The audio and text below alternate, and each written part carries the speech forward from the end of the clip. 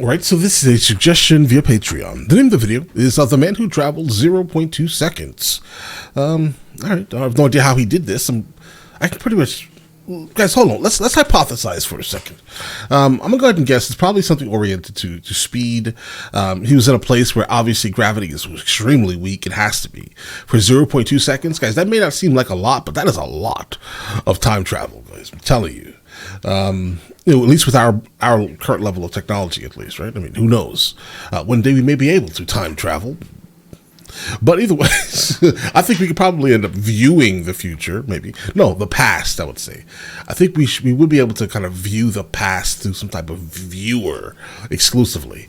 But going there, I don't know, guys. But either way, let's check it out. Let's see where this takes us. This video was made possible by CuriosityStream. When you sign up at curiositystream.com/HAI, you'll also get access to Nebula, the streaming service that HAI is a part of. Okay. The Roaring Twenties, Flapper Girls, the Harlem Renaissance, Prohibition, Art Deco, the birth of Hollywood, automobiles, women talking on cell phones, the Teapot Dome scale. Wait, sorry. What are you talking about? Was that woman talking on a cell phone? Yeah, that was a hearing aid, bro. Yeah, look at that. This background actor in Charlie Chaplin's 1928 film The Circus is definitely holding some kind of modern-looking cell phone. Now, you know me. Bro, I reacted to this video of that right there, and you guys flamed me in the comments. I now know that is, in fact, a hearing aid. Okay, I thought it was a phone. Listen, maybe we had an early time traveler. Who knows? Maybe, right? But yes, definitely an old hearing aid. I like to come to quick, simple conclusions without any evidence or further explanation, so it's very tempting for me to jump on the internet bandwagon, declare this woman a time traveler, and get back to my busy schedule of not acknowledging your demands for me to make a brick video. Unfortunately, my advertiser said they'd drop me if I started spreading misinformation, so I'm legally obligated to point out that there weren't cell towers in 1928. The cell phone would have no way of operating without cell towers. Many archivists have determined that the object she's holding is not a cell phone and actually an early kind of hearing aid called an acousticon, and that time travel isn't possible. Except, it kind of is. In fact, there's a world record for time travel, and it's held by this guy, Sergei... A world record for time travel? Krikalev, who has traveled a full 0.2 seconds into the future. Okay, well, I guess that doesn't sound as exciting as this woman who appears to have traveled back to 1928, but he actually did it, okay? Right. The only world record she holds is most controversial hearing aid and maybe dumbest hat. As for Krikalev, his time-traveling exploits are very real, but they're going to require a super quick explanation of gravitational time dilation and Einstein's theory of special relativity. Alright, so... Okay, guys, firstly, really quickly, gravitational time dilation and special relativity...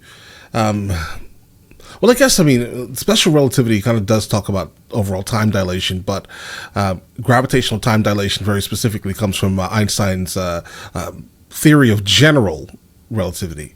Basically talks about how space-time itself can be, altered, or the fact that it's also curved based off of like celestial bodies basically interacting with space-time in general. Example, black holes and other stars or planets are always consistently altering how time is perceived to those either in it or far away from it. Right?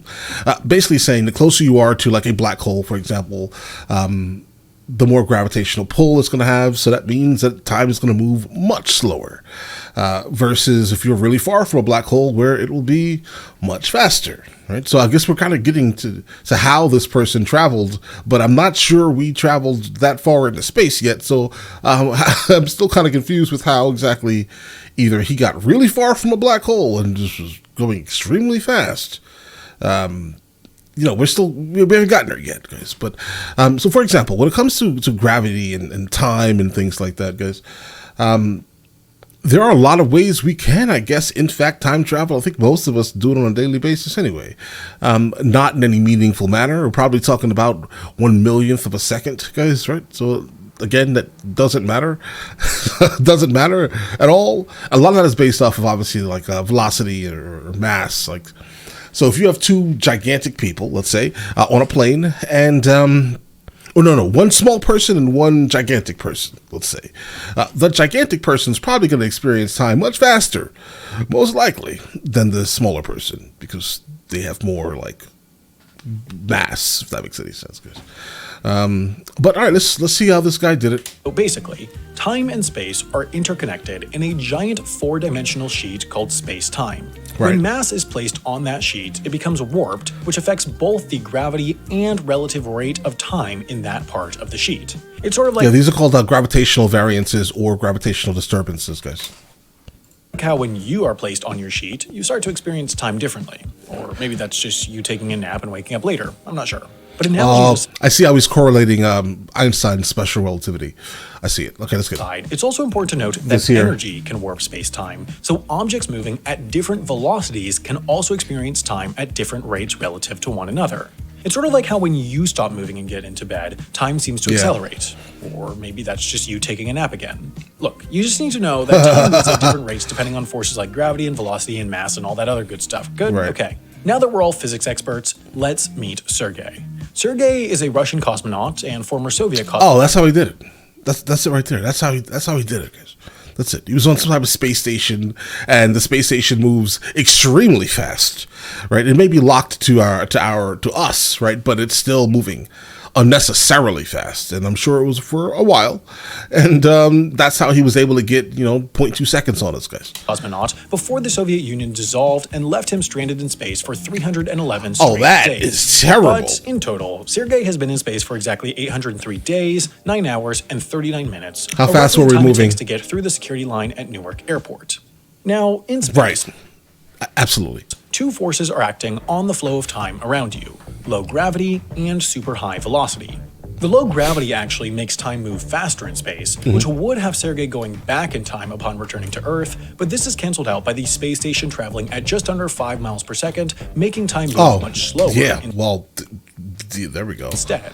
Traveling that fast for that many days means that Sergei technically traveled into his own future and is going to live 0.2 seconds longer relative to everyone else on Earth. And also probably a lot longer than that, because this dude is just in plain good shape. I mean, look at him. Look at that jawline. Whew. Anyway, you're probably thinking now, Not sure your jawline has anything to do with your very specific longevity, but listen. well, I haven't been in a space station, but I have traveled pretty fast on a plane or in a car, or I've run really, really quickly over to my computer because I got a notification that a new HI Okay. game was out. Does that mean I've time traveled too?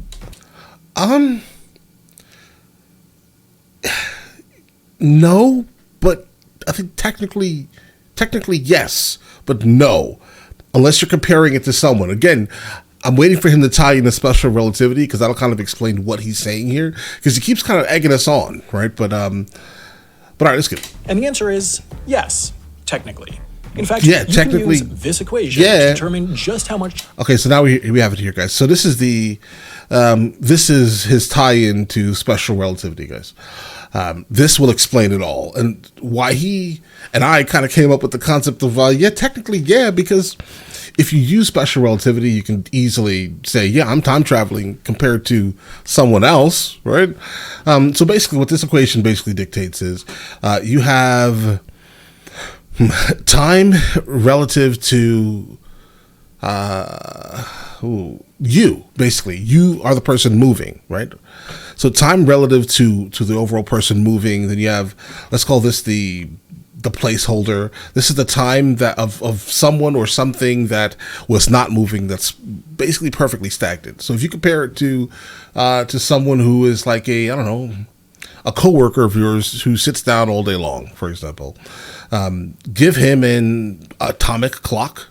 You take an atomic clock, and you will have slightly different times, but it's not going to matter, because again, we're talking about like millionths of a second, guys. But the person who stayed stagnant is going to be different than the person who was moving, right? Can you see my mouse? You can. Okay, and then so you have time to the person moving, time to the person not moving, the placeholder basically. Then you have the speed of light, and then the difference the difference between these two times goes here, right? And then you will come up with how much time you are ahead of the other person. Basically, it's going to be like a millionth of a second, bro. Again, or a thousandth. It just doesn't even matter. I'm exaggerating the millionth.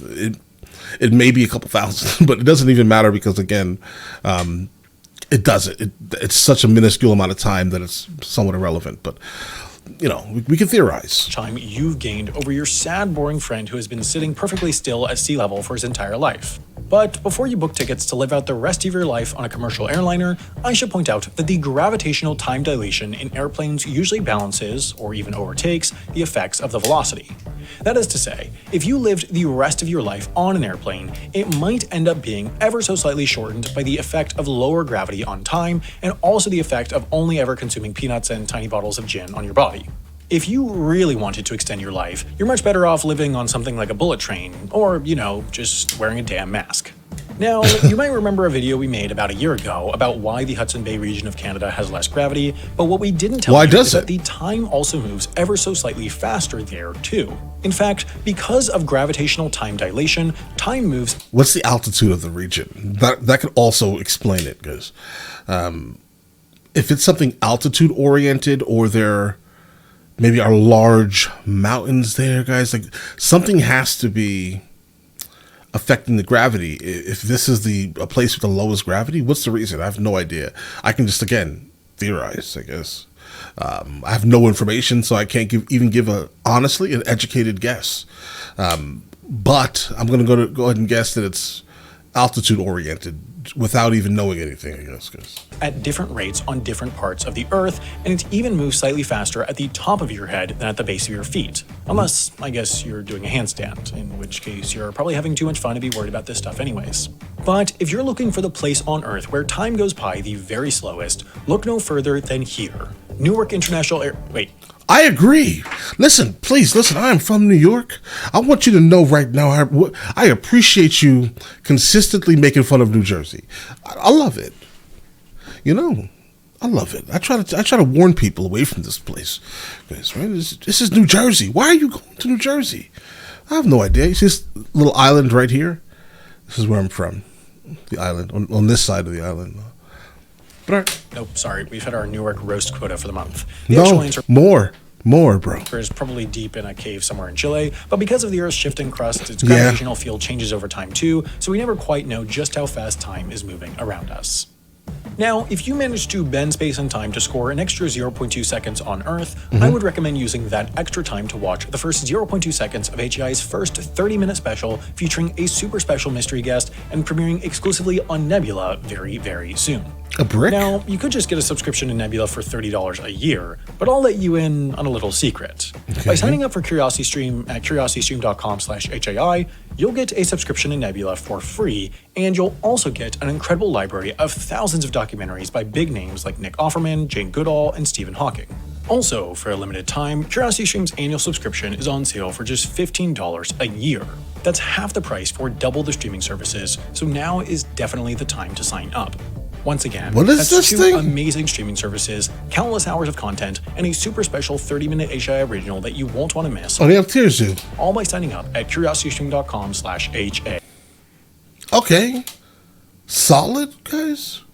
All right, so we found out there's a guy who literally traveled through time in somewhat of an irrelevant time, but, listen. He did it. He deserves the accolades for it. He was left by the USSR when he dissolved. He had nothing else better to do. Also, it's pretty terrible that he got left, but I'm glad he, got back at least, right? Einstein was a genius. He just was a genius. I loved his mind. Like the amount of books that we've encountered, my wife and I specifically, we have these conversations regularly about time travel and about the theory of relativity and the special relativity, guys, right? Regularly. Right? She says that I absolutely am the placeholder because I sit generally 16 hours a day and record videos all day long. So she's the one time traveling and I'm just getting fat and sitting still, right? That's what I do, apparently, right? So I'm negative in time, I think. But either way, listen, you guys all have an absolutely amazing day. Enjoy your day thoroughly.